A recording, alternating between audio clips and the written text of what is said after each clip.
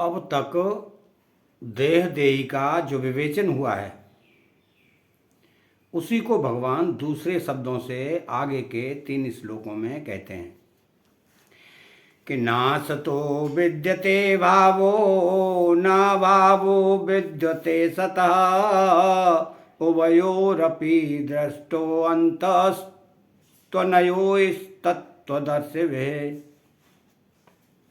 असतः असत का, भावः भाव सत्ता, न विद्यते विद्यमान नहीं है, तो और सतः सत का, अभावः अभाव, न विद्यते विद्यमान नहीं है, तर्स तत्वदर्शिभिः तत्वदर्शी महापुरुषों ने अनयोः इन उभयोः दोनों का अपि ही अंतः तत्व दृष्टः देखा अर्थात अनुभव किया। अर्थात यहाँ पूर्वार्ध में भगवान ने भू सत्तायाम भाव अभाव अस भुवे असत सत और विद संतायाम विद्यते इन 3 सत्तावाचक धातुओं का प्रयोग किया है। इन तीनों के प्रयोग का तात्पर्य नित्य तत्व की ओर लक्ष्य कराने में ही है। नाश तो विद्यते भाव, शरीर उत्पत्ति के पहले भी नहीं था, मरने के बाद भी नहीं रहेगा और वर्तमान में भी इसका क्षण प्रतिक्षण अभाव हो रहा है। तात्पर्य यह है कि यह शरीर भूत भविष्य और वर्तमान इन तीनों कालों में कभी भाव रूप से नहीं रहता, अतः यह असत है। इसी तरह से इस संसार का भी भाव नहीं है, यह भी असत है। यह शरीर तो संसार का एक छोटा सा नमूना है, इसलिए शरीर के परिवर्तन से संसार मात्र के परिवर्तन का अनुभव होता है कि इस संसार का पहले भी अभाव था और पीछे भी अभाव होगा तथा वर्तमान में भी अभाव हो रहा है। संसार मात्र काल रूपी अग्नि में लकड़ी की तरह निरंतर जल रहा है। लकड़ी के जलने पर जो कोयला और राख बची रहती है, पर संसार को काल रूपी अग्नि ऐसी विलक्षण रीति से जलाती है कि कोयला अथवा राख कुछ भी बाकी नहीं रहता, वह संसार का अभाव ही अभाव कर देती है। इसलिए कहा गया है कि असत की सत्ता नहीं है। ना भावो विद्यते सतः, तो जो सत वस्तु है उसका अभाव नहीं होता। अर्थात जब देह उत्पन्न नहीं हुआ था तब भी देही था, देह नष्ट होने पर भी देही रहेगा और वर्तमान में देह के परिवर्तनशील होने पर भी देही उसमें ज्यों का त्यों ही रहता है। इसी रीति से जब संसार उत्पन्न नहीं हुआ था उस समय भी परमात्म तत्व था और संसार का अभाव होने पर भी परमात्मा तत्व रहेगा और वर्तमान में संसार के परिवर्तनशील होने पर भी परमात्मा तत्व उसमें ज्यों का त्यों ही है। तो इसकी मार्ग बात यह है कि संसार को हम एक ही बार देख सकते हैं, दूसरी बार नहीं। कारण कि संसार प्रतिक्षण परिवर्तनशील है, अतः एक क्षण पहले वस्तु जैसी थी दूसरे क्षण में वह वैसी नहीं रहती। जैसे सिनेमा देखते समय पर्दे पर दृश्य स्थिर दिखता है पर वास्तव में उसमें प्रतिक्षण परिवर्तन होता रहता है। मशीन पर फिल्म तेजी से घूमने के कारण वह परिवर्तन इतनी तेजी से होता है कि उसे हमारी आंखें नहीं पकड़ पाती। इससे भी अधिक मार्ग बात यह है कि वास्तव में संसार एक बार भी नहीं दिखता। कारण कि शरीर, इंद्रियां, मन, बुद्धि आदि जिन कारणों से हम संसार को देखते हैं, अनुभव करते हैं, वे कारण भी संसार के ही हैं। अतः वास्तव में संसार से ही संसार दिखता है। तो जो शरीर संसार से सर्वदा संबंध रहित है उस स्वरूप से संसार कभी दिखता ही नहीं। तात्पर्य यह है कि स्वरूप में संसार की प्रतीति नहीं है, संसार के संबंध से ही संसार की प्रतीति होती है। इससे सिद्ध हुआ कि स्वरूप का संसार से कोई संबंध है ही नहीं। दूसरी बात, संसार शरीर, इंद्रियां, मन, बुद्धि की सहायता के बिना चेतन स्वरूप कुछ कर ही नहीं सकता। इससे सिद्ध हुआ कि मात्र क्रिया संसार में ही है, स्वरूप में नहीं। सिद्ध हुआ कि मात्र क्रिया संसार में ही है, स्वरूप में नहीं। स्वरूप का क्रिया से कोई संबंध है ही नहीं। संसार का स्वरूप है क्रिया और पदार्थ। जब स्वरूप का न तो क्रिया से और न पदार्थ से ही कोई संबंध है, तब यह सिद्ध हो गया कि शरीर, इंद्रियां, मन, बुद्धि सहित संपूर्ण संसार का अभाव है। केवल परमात्मा तत्व का ही भाव सत्ता में है, जो निर्लिप्त रूप से सबका प्रकाशक और आधार है।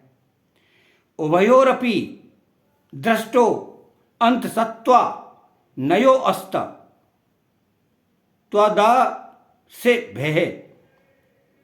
इन दोनों के अर्थात सत असत देही देह के तत्व को जानने वाले महापुरुषों ने इनका तत्व देखा है, इनका निचोड़ निकाला है कि केवल एक सत तत्व ही विद्यमान है।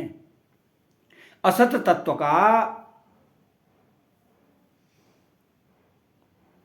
भी सत है और सत वस्तु का तत्व भी सत है, अर्थात दोनों का तत्व एक सत ही है। दोनों का तत्व भाव रूप से एक ही है। अतः सत और असत इन दोनों के तत्व को जानने वाले महापुरुषों के द्वारा जानने में आने वाला एक सत तत्व ही है। असत की तो सत्ता प्रतीत होती है, वह सत्ता भी वास्तव में सत की ही है। सत की सत्ता से ही असत सत्तावान प्रतीत होता है। इसी सत को परा प्रकृति, क्षेत्रज्ञ, पुरुष और अक्षर कहा गया है, तथा असत को अपरा प्रकृति, क्षेत्र प्रकृति और क्षर कहा गया है। अर्जुन भी शरीर को लेकर शोक कर रहे हैं कि युद्ध करने से ये सब मर जाएंगे। इस पर भगवान कहते हैं कि क्या युद्ध न करने से ये नहीं मरेंगे? असत तो मरेगा ही और निरंतर मर ही रहा है, परंतु इसमें जो सत स्वरूप से है उसका कभी अभाव नहीं होगा। इसलिए शोक करना तुम्हारी बेसमझी है। 11वें श्लोक में आया है कि जो मर गए हैं और जो जी रहे हैं उन दोनों के लिए पंडित जन शोक नहीं करते। 12वें 13वें श्लोकों में देही की नित्यता का वर्णन है और उसमें धीर शब्द आया है। 14वें 15वें श्लोकों में संसार की अनित्यता का वर्णन आया है, तो उसमें भी धीर शब्द आया है। ऐसे ही यहाँ 16वें श्लोक में सत असत का विवेचन आया है, तो इसमें तत्वदर्शी शब्द आया है।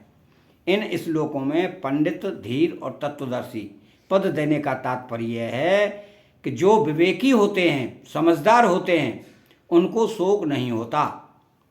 अगर शोक होता है तो वे विवेकी नहीं हैं, समझदार नहीं हैं।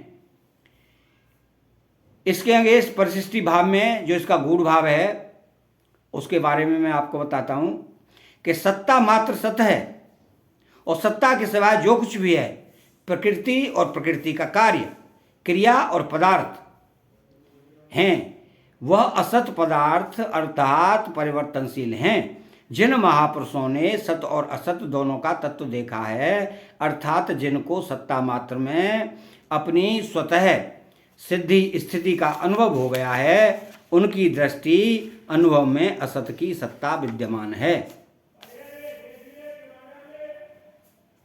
ही नहीं और सत का अभाव विद्यमान है ही नहीं, अर्थात सत्ता मात्र सत तत्व के सिवाय कुछ भी नहीं है। भगवान ने 14वें 15वें श्लोकों में शरीर की अनित्यता का वर्णन किया है।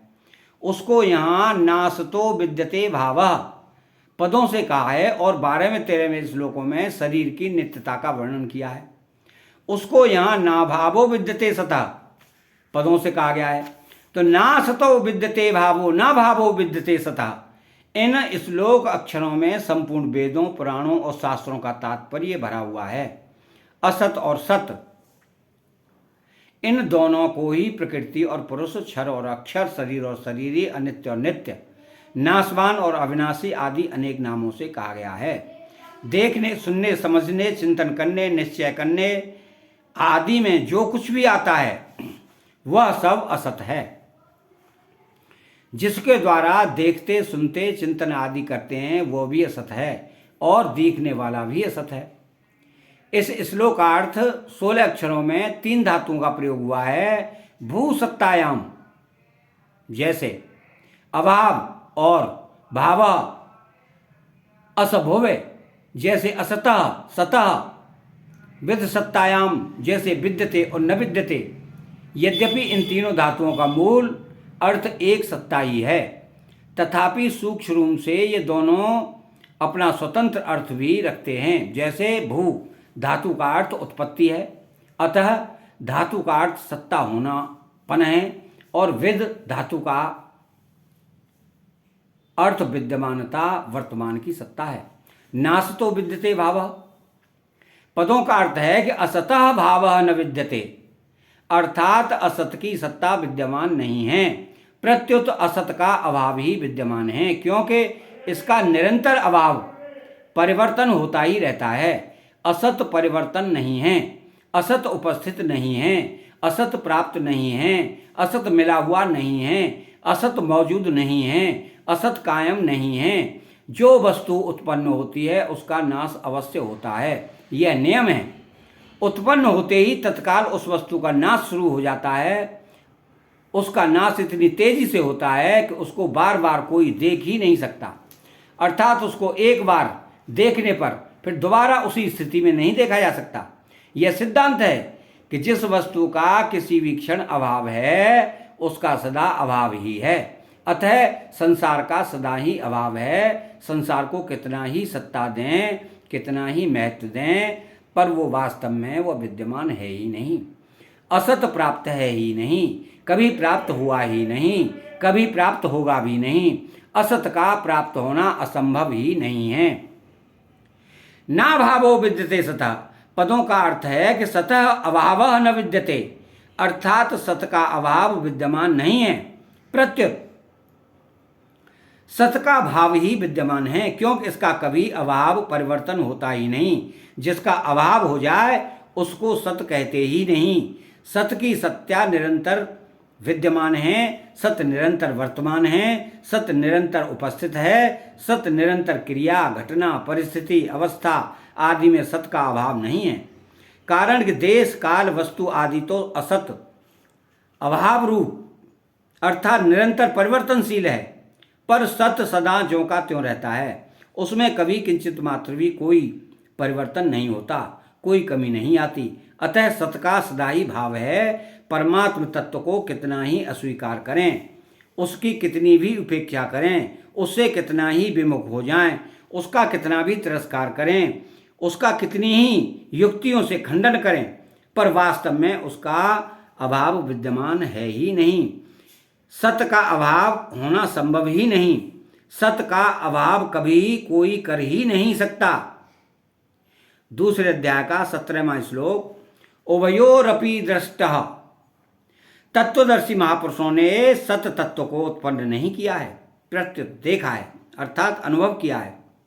तात्पर्य यह है कि असत का अभाव और सत का भाव दोनों के तत्व निष्कर्ष को जानने वाले जीव मुक्त तत्वज्ञ महापुरुष एक सत तत्व को ही देखते हैं, अर्थात स्वतः स्वाभाविक एक है का ही अनुभव करते हैं। असत का तत्व भी सत है और सत का तत्व भी सत है। ऐसा जान लेने पर उन महापुरुषों की दृष्टि में एक सत तत्व है के सिवाय और किसी की स्वतंत्र सत्ता रहती ही नहीं। असत की सत्ता विद्यमान न रहने से उसका अभाव और सत का अभाव विद्यमान न रहने से उसका भाव सिद्ध हुआ। निष्कर्ष यह निकला कि असत है ही नहीं, प्रत्युत सत ही सत है। उस सत तत्व में देह और देही का विभाग नहीं है। जब तक असत की सत्ता है तब तक विवेक है, और असत की सत्ता मिटने पर विवेक ही तत्वज्ञान में परिणत हो जाता है। उभयोरपि दृष्टो अंत अस्त्वनयो स्तत्वदर्शिभेः, इसमें उभयोरपि में विवेक है, अंतः में तत्वज्ञान है और दृष्टा में अनुभव है, अर्थात विवेक तत्वज्ञान में परिणत हो गया है और सत्ता मात्र ही शेष रह गई। एक सत्ता के सिवाय कुछ नहीं है। यह ज्ञान मार्ग की सर्वोपरि बात है। असत्य की सत्ता नहीं, यह भी सत्य है, और सत्य का अभाव नहीं है, यह भी सत्य है। सत्य को स्वीकार करना साधक का काम है। साधक को अनुभव हो अथवा न हो, उसको तो सत्य को स्वीकार करना है को स्वीकार करना है और नहीं को स्वीकार करना है। यही वेदांत है, वेदों का खास निष्कर्ष है।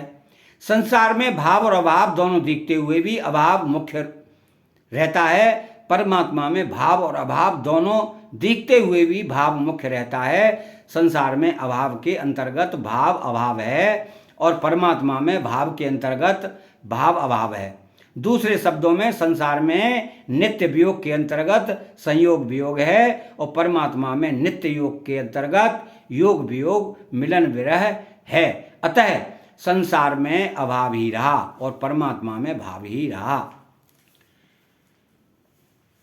अतः 16वां श्लोक कंप्लीट हुआ और मुझे आशा है कि आप लोग ज्ञान का आनंद प्राप्त कर रहे होंगे। अगली वीडियो आने तक आप वीडियो को सब्सक्राइब करें, बेल आइकन घंटी को दबाएं। बोलो जय श्री कृष्णा।